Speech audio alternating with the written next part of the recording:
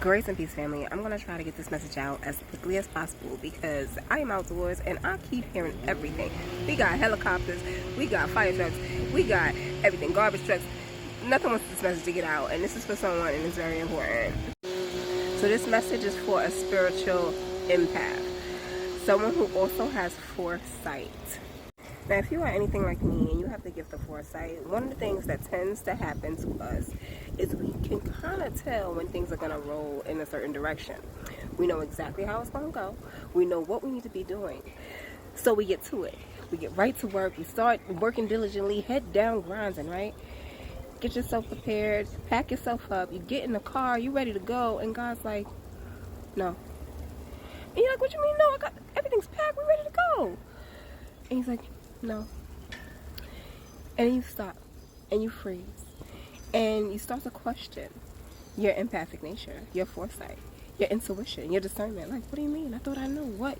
You showed it to me and I started moving. This is something that happens very frequently, especially in the beginning when you first start moving in purpose. I call this the ready but not prepared movement. You know what you should be doing because God has already placed it in your heart. You know exactly where you need to go, so you get to working. But God then puts you on hold, and you're trying to figure out why you're on hold. And a lot of times you start questioning whether or not your intuition was on point. The truth is, you're ready, but you're still being prepared.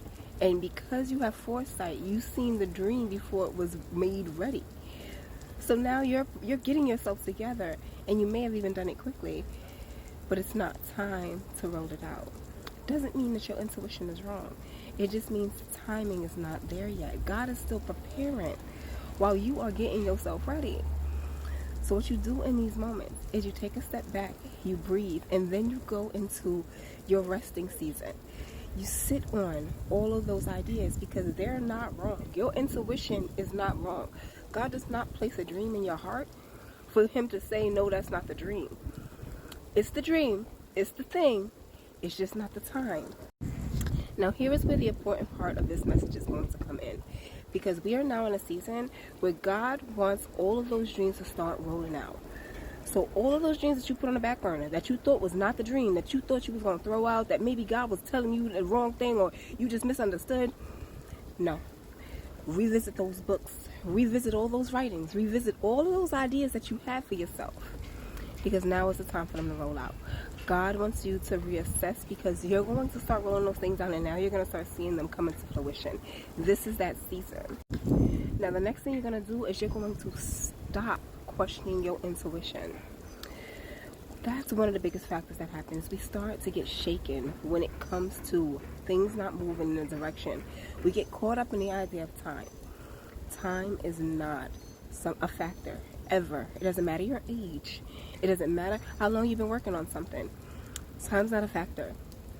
God's preparation for what you need to be pushing forward is the only factor. So when God says it's time to roll it out, it is time. And guess what? It's time. Trust your intuition. Trust your discernment. If you've written out programs, if you've written out full-on schematics, there's a reason why you wrote all that out. All that came pouring out of you for a reason. The reason is now. Alright, so go find them. Go back through your books. Pull out a whole new book. Write out each and every project that you had listed for yourself. Comb through them. Put them in order if you have to. And then from there, start slowly moving into those directions again, and you are going to start seeing things move. Trust me. Come back and like this video. Make sure you share it because somebody else gonna need to hear it. We're gonna leave it there. Love and light, y'all, and peace.